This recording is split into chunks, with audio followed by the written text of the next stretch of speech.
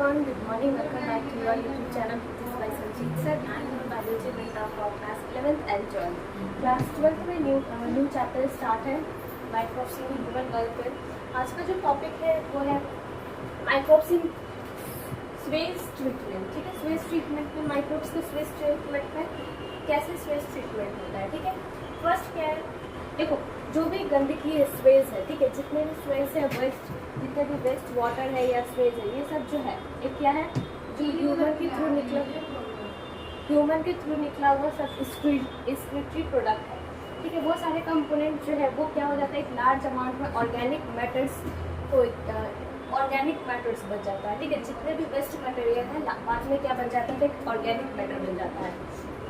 ठीक है, तो वो जो ऑर्गेनिक मैटर या माइक्रोब्स बन जाता है. ठीक है, लास्ट में क्या बन जाता है, या तो ऑर्गेनिक मैटर बन जाएगा या माइक्रोब्स बन जाता है. ठीक है, वो सब डेथ और डिकेइंग हो जाता है.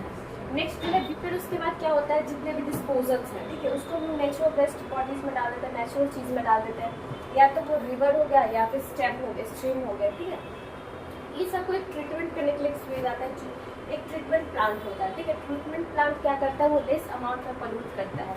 जो वाटर है वो लेस अमाउंट में क्या करता है, तो पोल्यूटेंट करता है. ठीक है, अब जो थर्ड है, तो स्वेज में कैसा माइक्रोब्स प्रेजेंट रहता है, हेट्रोट्रॉपिक रहता है. ठीक है, हेट्रोट्रॉपिक क्या होता है, जो डिपेंड्स ऑन अदर्स, जो दूसरे पे डिपेंड हो उसको क्या बोलते हैं, तो हेट्रोट्रॉपिक बोलते हैं. ठीक है,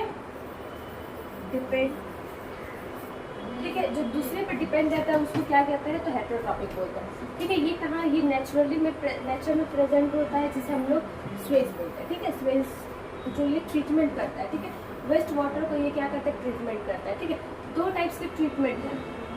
ठीक है, पहला सेकेंडरी है और दूसरा प्राइमरी है. पहले हम प्राइमरी देखते हैं, प्राइमरी क्या बोल रहा है.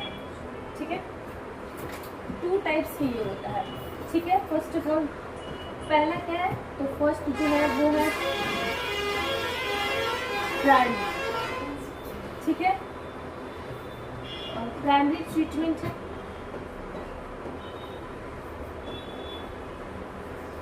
ट्रीटमेंट एंड सेकंड क्या है, सेकेंडरी ट्रीटमेंट. ठीक है, ये दो टाइप्स के ट्रीटमेंट है. फर्स्ट ऑफ ऑल हम लोग ट्रीटमेंट देखेंगे प्राइमरी ट्रीटमेंट. ठीक है, प्राइमरी ट्रीटमेंट क्या बोल रहा है. ठीक, अब देखो प्राइमरी क्या बोल रहा है, प्राइमरी ट्रीटमेंट क्या बोल रहा है, ये फिजिकल ट्रीटमेंट है. ऐसा ट्रीटमेंट है, फिजिकली ट्रीटमेंट हो रहा है. ठीक है, involves a physical removal of a particles large and small from the space through a filtration and sedimentation. देखो स्वेज मतलब क्या होता है, स्वेज जो होता है ना वो होता है रिमूव, वेस्ट रिमूवल. ठीक है, जो भी एक्सक्रीटरी प्रोडक्ट है, ठीक है, ह्यूमन के थ्रू या एनिमल के थ्रू जो निकल रहा है उसको हम लोग क्या बोलते हैं, तो स्वेज बोलते हैं. ठीक, involve a physical removal of a particle large and small amount of space through the filtration and sedimentation.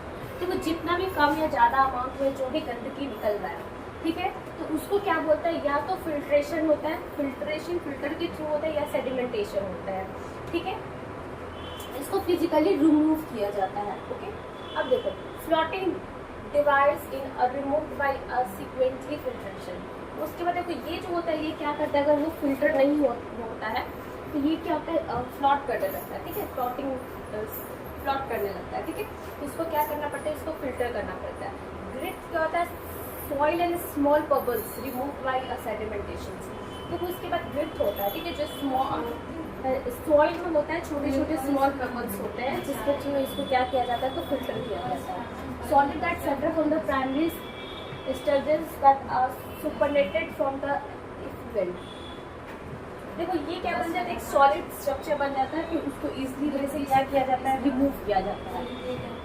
अब फिर आप देखेंगे सेकेंडरी ट्रीटमेंट क्या बोल रहा है. प्राइमरी तो देख लिए, अब देखेंगे सेकेंडरी ट्रीटमेंट क्या बोल रहा है.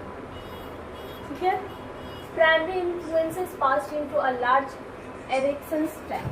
देखो जो भी प्राइमरी में क्या होता है, सॉफ्ट सॉलिड स्ट्रक्चर में बन जाता है, तो उसको क्या किया जाता है, एक लार्ज टैंक में उसको रखा जाता है. ठीक है, फिर constantly against and air is pumped into. फिर उसके बाद क्या किया जाता है, एयर जो है हाईली एयर पंप किया जाता है. ठीक है, allow a vigorous growth of useful anaerobic microbes into a flux bacteria fungus filamentous to form a base like structure. देखो फिर उसके बाद क्या किया जाता है, उसको ग्रो किया जाता है. ठीक है, उस चीज़ को ग्रो अप करके फिर यूजफुल लाया जाता है, ठीक है। एरोबिक माइक्रोब्स बनाया जाता है, ठीक है। उसके अंदर क्या क्या होता है, तो एक बैक्टीरिया फंगल होता है, फिलामेंटस फंगल होता है, फिर बाद में वो क्या बनाता है, एक मेस लाइक स्ट्रक्चर बनाता है, ठीक है। मेस लाइक स्ट्रक्चर बनाता है, उसमें बैक्टीरिया और फंगल प्रेजेंट होता है, ठीक है। अब देखो microbes growth and consuming the major part of organic matter significantly reduce the BOD।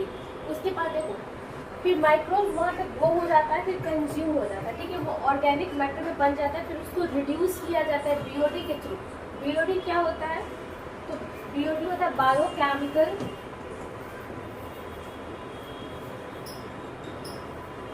Oxygen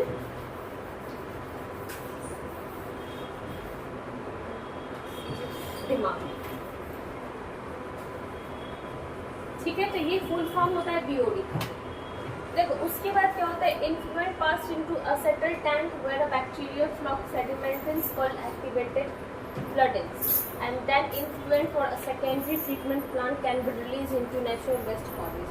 उसके बाद देखो क्या होता है, ये जो है ना एक पास किया जाता है, एक टैंक में पास किया जाता है, ठीक है। उसमें क्या होता है, तो बैक्टीरियल होता है, जिसमें बैक्टीरिया होता है वो क्या करता है, तो सेडिमेंट करता है, वो एक्टिव हो जाता है, ठीक है, एक्टिवेटेड हो जाता है। एक्टिव होने के बाद सेकेंडरी ट्रीटमेंट प्लांट डाला जाता है, ठीक है। उसमें प्लांट रिलीज किया जाता है जो नेचुरल वाटर बॉडी से बना होता है, ठीक है। अब देखो उसके बाद क्या होता है, small part of the activated frozen in a pump back into aeration tank to serve as the inoculum rest in a pump into anaerobics digesters देखो उसके बाद क्या होता है, स्मॉल पार्ट में उसको एक्टिवेट किया जाता है उस लेजर्ड को, ठीक है।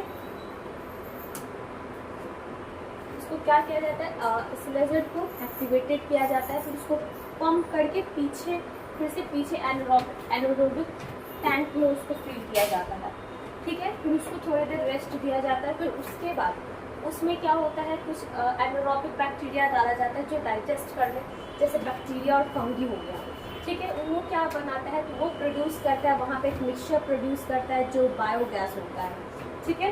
बायोगैस कौन कौन सा, CH4, H2SO, H2S और CO2, वहाँ पे ये तीनों केमिकल रिलीज करता है जिससे बायोगैस बनता है, ठीक है। बायोगैस में ये सारे केमिकल्स लगते हैं, ठीक है। तो वो जो है वहाँ पे बैक्टीरिया एंड फंगस यूज करते हैं। अब देखो जो बायो माइक्रोब्स जो है वो क्या किया, बायोगैस को प्रोडक्शन किया, ठीक है। यहाँ पे फाइनली पीछे बायोगैस बन गया, किसके थ्रू बन गया, जितने भी स्वेजेस थे, ठीक है। स्वेज से क्या बन गया, तो बायोगैस बन गया, ठीक है। वहाँ पे जो बायोगैस है वो एक मिक्सचर ऑफ गैस है, वो किससे मिलकर बना होता है, तो वो बना होता है प्रेडोमिनेंटल मीथेन से बना होता है, ठीक है। जो प्रोड्यूस करता है एक बायोगैस माइक्रोबियल एक एक्टिविटीज को प्रोड्यूस करता है, ठीक है। फिर क्या होगा, in a human this bacteria help in the breakdown of a cellulose and play an important role in the nutrition of cattles. This beauty of a cattles dung commonly called a gobar is rich in this bacteria. देखो stomach को बोलते हैं, तो stomach को क्या बोलते हैं, rumen बोलता है, ठीक।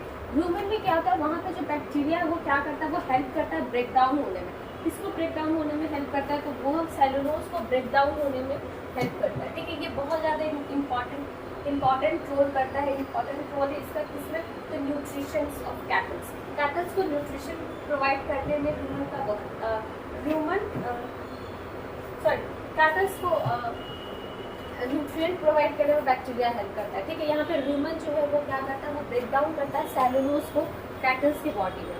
कैटल का जो एक्सक्रीटरी प्रोडक्ट है वो थ्रू आउट बाहर होता है, बाहर निकलता है, ठीक है। तो उसको क्या बोलते हैं, तो डंक बोलते हैं, ठीक है। या फिर उसको एज ए कॉमनली लैंग्वेज में हम लोग गोबर भी बोलते हैं, ठीक है। गोबर में बहुत ज़्यादा अमाउंट में बैक्टीरिया प्रेजेंट होता है, वही बैक्टीरिया जो है वो लास्ट में बायोगैस में यूज होता है, ठीक है। अब देखो methanogens like methanobacteriums grow anaerobically on a cellulosic matters to produce a large amount of CH4 along with CO2 and H2। देखो जो मिथेनोजेन वो एक बैक्टीरिया प्रोड्यूस करता है, मिथेनोबैक्टीरिया प्रोड्यूस करता है, ग्रो करता है, ठीक है। जो एनारोबिकली देखे तो वो सेलुलोजिक मटेरियल को प्रोड्यूस करता है जो लार्ज अमाउंट में होता है, ठीक है। उसको क्या बोलते हैं, तो CH4 या CO2 H2O रिलीज करता है, ठीक है। यहाँ पे क्या प्रोड्यूस करता है, तो मीथेन प्रोड्यूस करता है, ठीक है। Methane carbon dioxide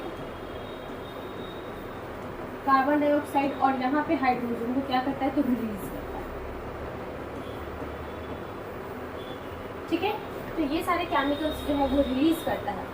Dang can be use for a generation of biogas is commonly called gobar gas. देखो जो डंग होता है, जो डंग कहाँ से रिलीज होता है, तो कैटल से, ठीक है, किससे, तो काउ डंग्स।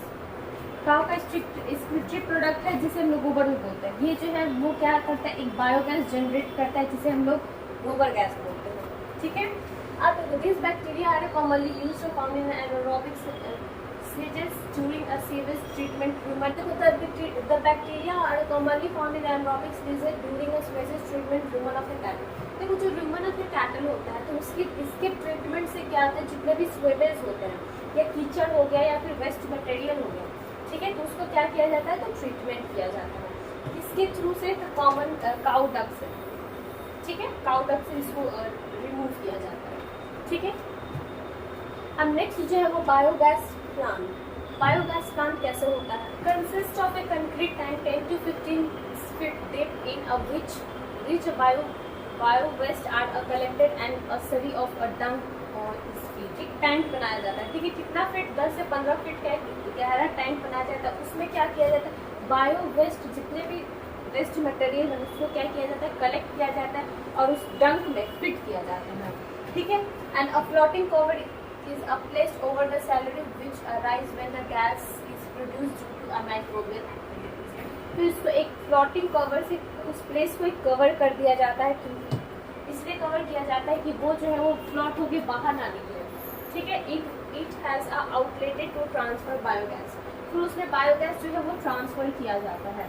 ठीक है, उसमें जितने भी कीचड़ ये सब है वो सब रिमूव हो जाता है और उसके बाद वो फर्टिलाइजर बन जाता है। ठीक है, biogas can be use for cooking and lightning. देखो जो बायोगैस है उसको किस किस चीज़ में यूज़ किया जाता है, कुकिंग के लिए यूज़ किया जाता है या फिर लाइटनिंग, ठीक है, रोशनी के लिए यूज़ किया जाता है। ठीक है, the technique of the biogas production was a development in India mainly due to the effort of the Indian agriculture research institute and the Khadi village industries commission. देखो जो बायोगैस जो टेक्निक है वो कब डेवलप हुआ इंडिया में, तो उस इंडिया में ज़्यादातर ये इंडिया में डेवलप हुआ। ठीक है, तो वो इंस्टीट्यूट का क्या नाम है, तो इंडियन एग्रीकल्चर रिसर्च इंस्टीट्यूट नाम है। ठीक है, या फिर khadi village of industries commercials नाम है। ठीक है, ये जो है ये सबसे पहले कहाँ यूज़ हुआ था, इंडिया में यूज़ हुआ। देखो इस तरीके से है बायो प्लांट है, इस तरीके से प्रोसेस किया जाता है। ठीक है, देखो अब जो कल का जो टॉपिक है वो है microbes as a bio fertilizer. ठीक है, कल ये टॉपिक कवर